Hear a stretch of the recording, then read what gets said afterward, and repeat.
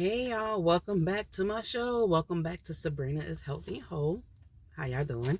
Now before we get started, you already know what to do. Like, share, and subscribe, and set your notification button. Set your notification so you will be notified when I drop another video. So, guess what? This is the review for Real Housewife of Potomac Season 7 Reunion Part 2. So of course the episode started. They went back and they started off when Wendy and Candace was getting Gizelle together about lying about the other lady's husband, and using that as her storyline. And then after that, they go into like a mixture of Gizelle and Karen. So Gizelle, oh no, they ain't go back. So Gizelle had the nerve to say that, well, you made this bigger than what it's supposed to be.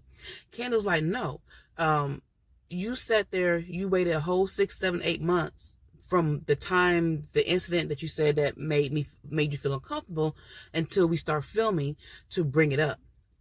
To bring up the whole, saying you felt uncomfortable and whatnot. And I'm gonna put like this, I don't, saying, if somebody made you feel uncomfortable, they made you feel uncomfortable. Saying? Can't nobody put anything on it like, well, how he, he just did this, how he made you feel. You can't monitor somebody feelings and how they feel and uneasy because you don't know if they have past trauma or not. But anyway, I feel Candace, she like, well, we somewhat, cool or whatnot. Why didn't you tell me after it happened? Why didn't you tell me a month after it happened? And like, because I could have like, well, you probably was contemplating and like maybe it wasn't that, whatever. But you waited until cameras start rolling again to tell me. And Maya had the nerve to try to butt in like, no, this is not, no. And Candace told her with the quickness, shut up. As she had every right to. Like, Maya, because Maya, right now, if we was in court, you are not a reliable, how you say it, witness. You're not a reliable person at all. Everything you said, and there could be some truth to some of the things you said, but everything you said will be thrown out the window. But anyway, about how Robin, they talked about the whole speaker thing. When Robin brought up the speaker to blast Candace about her life. And the thing is, Robin did not even see the whole, she seen a clip that somebody sent her. She did not take her time out to look at the whole video, the whole live. She just took that clip and played that clip. And Candace looked at her as a friend. So Candace, she don't look at you as a friend, because I don't think she would do that to Gizelle. And she considered Gizelle a good friend. So I don't think Robin look at you as a friend. She just look at you. I feel like she look at you as a frenemy, I guess. Only because what she did, it was a live that you did. She didn't even take time to even call you. Like you said, why didn't you call me? Like, what's going on? Like, are you talking about me, or like who you talking about? You automatically assume, you know what I'm saying? So I hope, Candace, you watch your back with her, because she's not your friend.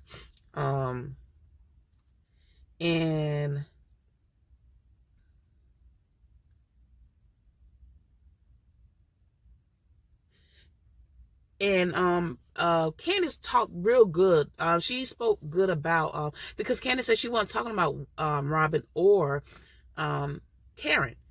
And Candace bigged up Robin's company and everything. So, and then Robin gonna say, well, if it should be it should be played, if we're on TV, we're filming on TV, it should be played out on TV. Even at that moment when you said that, you knew things was about to go down between you and your husband, right? Why would you say stuff that do not age well? And it did not age well quickly for you when you said that. Now they talked about one second. Now he goes on to Karen and Gizelle. So Karen, he asked Karen, Andy asked a question about stealing ideas, and he's talking to Karen because he like about the whole candle thing idea. And Karen was like, well, when I came out with the fragrance line, I said that candles are next. So when Winnie came and talked to me about her candles, I wasn't going to bring up my candles only because she came to me for an advice. So I'm not going to, hey, I'm doing it. She ain't going to be like me too, that me too person. Well, me too, I'm doing the same thing too. And this and, you know what I'm saying? So I understand what she was saying. So she was like, but I been said that was candles was coming out. I didn't steal that from nobody. And why is people stealing stuff from people? You know how many people that have candles out there? You know how many people are doing candles? Like, come on now. Nobody steal nothing from her. It's just like, she just, let me go ahead and come up with my candle line. All y'all should have a candle line. All y'all should have some other form of income coming in. You know what I'm saying? So all y'all should have done a candle line or something, oil line or something. And then they brought up the whole her show. And they were trying to figure out, is it a variety show, what type of show it was, and they asked her where did she get her inspiration, and she said that Candace hit it dead on, is a variety show. She like, oh, so Annie, like, you got it from, I forgot who he brought up. She like, no, I did not. I got it, my inspiration was from Carol Burnett. And then he like, I thought you said your inspiration was Wendy. And Karen brushed it off like she didn't answer it. And she was like, I see what you're trying to do. You're trying to be, you know what I'm saying? You're trying to be messy. But she didn't answer it. But she did say originally before that her inspiration was from Wendy. Now, it could be true that, you know what I'm saying, she got many different inspiration. Like, you know, Wendy did it. And then Carol Burnett, like, you know what I'm saying, she could have got inspiration from different places. So, and they talking about that she got the basically Andy was trying to insinuate to me that he got the inspiration or the idea from Giselle and Robin, because they did talk about that on the show. And she could have, but she ain't gonna admit it. I don't think so. And then Andy asked about her Karen's people. She called them the Ladams. And she said, when I tell my Ladams to rise on the internet, they rise. So I'm like, okay, now. That's why I don't do that follow stuff. I don't do that. I'm a follower of Christ. That's who I am. That's the only, because I'm not doing all that. I'm not a Ladam. I'm not a Navy. I'm not a Beehive. Don't come for me, y'all. I'm not none of that. Because. And then Andy was so messy with this. He asked Karen, of all people, so if Robin had her own people, what would they call? What would they be called? And she said boring. She said boring.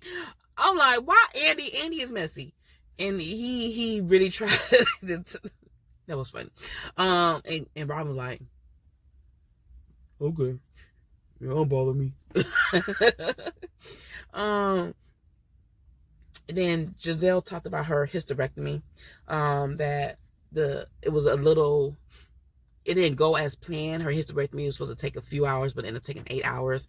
And she almost teared up talking about her daughters because they stopped doing the procedure. The doctors and the nurses stopped giving her family updates. So at that point, which I understand is scary, like, what's going on? So at that point, especially when you're teenagers and you're, you know what I'm saying, your mom is going through a procedure, and you know every time when you go through a procedure or surgery, is a chance that it could turn left real quick. So I can understand her sentiment. That's the only time that Giselle showed any emotions, real emotion, is when she talking about her daughters. That's one thing. From what I can see, she's an awesome mom, and that's the only time if you want to get under Giselle skin and really don't like you, get at her daughters. I'm not saying that to do it, but that's, you know, so that's the only time she shows some real emotion, is when she's talking about her daughters. And when she was starting to tear up as she was talking about her the procedure and what was going on. She like, we talk about it later. Andy like, no, we're gonna talk about it now. So yeah. And then he goes on to Wendy. And let me tell you, just Karen and Gizelle really didn't get a lot of time. I'm just, you know what I'm saying, they didn't get a lot of time. And they the first seats, you know what I'm saying? But anyway, they talked about Wendy's health and everything, and how she needed to slow down because when she wanted to start a restaurant, a hair business, she wanted to do this, and I'm exaggerating, but she wanted to do a lot of things. And she explained it before why she wanted to do it, because she's still finding herself, and she, up to this point, before she got on Real Housewives of Potomac, she was just following her mom's roadmap to life for herself. So she like, I'm not doing that no more, so I'm doing this for me. So she's trying to find herself. So that's understandable. And Andy asks Maya, what is her relationship with Peter? And Maya like, oh, what? That him and G are friends. But when the whole drink throwing thing happened, you said that Peter was your brother. You like, I'm taking up for my brother. You can't be talking about my brother, Swish. like, you know what I'm saying? You was the reason why you was asking Wendy all these questions because you said that Peter was your brother. You know what I'm saying? You're trying to figure out what you're doing. And you know what I'm saying? So Andy was like, it just seemed like to me you was trying to make it your problem. It was none of your business. The whole situation was none of your business. Wendy ain't talking to you about it. I mean, Peter said something to you about it, but it still was none of your business. You had no money, no investment into it. You had no investment at all into it other than your ears that whatever Peter told you. You didn't even know that they had a business type thing going on until Peter said anything. So it was really none of your business, and you made it your business, and you threw the drink in somebody's face for no reason because you was being nosy, and then you didn't like what they had to say. And she gonna say, from my understanding, what I've heard, she was saying a whole bunch of stuff, and she was saying this. She don't even remember what Wendy said. But yeah, and then Maya gonna say that Wendy was slept with Peter. Everybody, Candace especially, like, oh, like you reach it, like you reaching for the stars on this one, like really.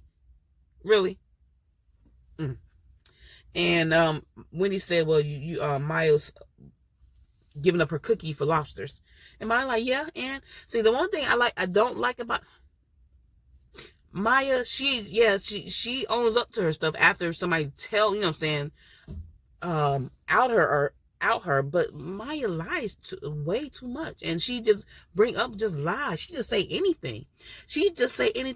And whatever sticks is sticks. You know what I'm saying? Like she just throwing stuff, just throwing it, and hopefully something sticks. So you know what I'm saying? She could build off that. Like, come on now. And then Robin explained herself with the whole situation. And they did show a clip talking to Wendy.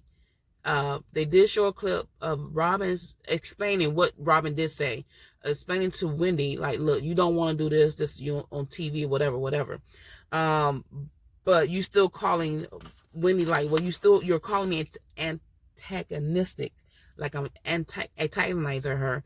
And it was going both ways. Like both of them was doing the same thing, but Wendy didn't throw a drink in somebody's face. And basically, basically Robin was like, look, basically the whole thing is I don't like her. Me and her wasn't cool. So I'm gonna take Maya's side over Wendy, even though Maya was wrong. This is what I'm getting what Robin said. Even though Maya was wrong, I'm gonna still take Maya's side. She was right. She was wrong, but she was right because I don't like the person, because I don't like Wendy. So Wendy deserved it. Oh well, you know what I'm saying. So, and then they was getting on Ashley. Like Ashley took a whole different stance than last time went between Candace and Monique. You know what she did? She wanted to go fill out the report for Monique and didn't take Candace's side. But Ashley was like, the difference was that everybody was going to Candace, which they should, but no one went to go check on Wendy, and Wendy was the one that was attacked. So it was a double standard. No one checked on Wendy to see if she was okay, which is true. That's why I'm like, why did Karen checked on Wendy? Karen didn't check on Wendy. The only person that actually checked on Wendy was Ashley. And then when Candace came on later on, she was with Wendy. I didn't expect nobody else to go check on Wendy because, yeah. And Gizelle, they came on Gizelle. They say Gizelle basically is a hypocrite. And Gizelle, like, it was two different things. Candace got beat up. And Candace really didn't get beat up. She was antagonizing, whatever. She was going back and forth. And she was putting her hands in Monique's face. So she, you know what I'm saying, Candace got what she got, right? Wendy and Maya was going back and forth verbally. Wendy was in nobody's face. They was talking. Maya didn't like what she heard and threw the drink in her face and then tried to hit her with her purse. So it was, and then Andy was like, look, okay, whatever. But just think about this. You said that Chris made you feel some type of way. Just Wendy made Wendy feel some type of way. And Robin's like, well, I don't like Wendy, so I don't care. Basically. She don't care. Gizelle don't care. She don't care. She don't care. I wish y'all would stop. Everybody, y'all see that she don't care. She don't. Yeah. And then Gizelle, and then when they're like, well, you was wrong, and it hurt me to my core. And Gizelle was like, wasn't y'all bumping cookies? And Wendy was like, Wendy was crying. And it was like, we was all showing each other our cookies. It was tequila. So, yeah. And then they had a segment about colorism. And Candace was leading the segment. And she read the definition from Webster Dictionary of what colorism is. And then Candace was like, well, how I act and how I'm viewed, and I cry, I get loud, whatever, because of my skin color, I am viewed a certain way. When Robin do the same thing, she don't get that same type of response that I get. And Gizelle was like, and Gizelle just picked that one thing. So because you're a crier, because you're emotional, what that have to do with your color? And Gizelle, and I just feel like either she just didn't get it. She probably didn't get it. I'm gonna give her the benefit. She probably didn't get it, but she got it, and she just trying to be difficult and like and trying to not validate what Candace was saying. And Candace, Gizelle, like, I'm trying to figure out how you gonna connect the two together. And then Karen had to come in and explain, and explain a little bit more. Like, this is the reason why she feel this way. Ashley like, well, I don't feel it's not about the color of your skin. It's the person. Y'all wasn't getting at the point, but Ashley did say that she is aware of that because they're light skinned, they do have certain privileges, and she did recognize that. So I know people on Twitter like they could have kept that whole segment, but I mean it's a step somewhere, you know what I'm saying? So hey. And then here comes Jacqueline. Jacqueline comes in, and Jacqueline, they say that this is the first time that Jacqueline and Maya spoke or seen each other since they ended the season, right? And Andy was asking, like, how do you feel about, what happened? They were like disappointed, they were sad, whatever. And Maya said they both could have done better, which is true, because it's not on one person, because Jacqueline did some nasty stuff too. Like, Jacqueline quickly brought up things about Maya, but Maya, she started it. And I guess Jacqueline was trying to finish. Like, you ain't even trying to put me under the dirt in front of these ladies. Like, you don't even know these ladies. Like, we knew each other for 20 plus years, 30 years. Is it 30 years? Like, we knew each other. Like, you live with me. Like, how you gonna try to flip it on me in front of these ladies? Yeah. So, and which Maya's like, I do agree, they could have done better, right? Both of them. And then Maya said that she feel like that.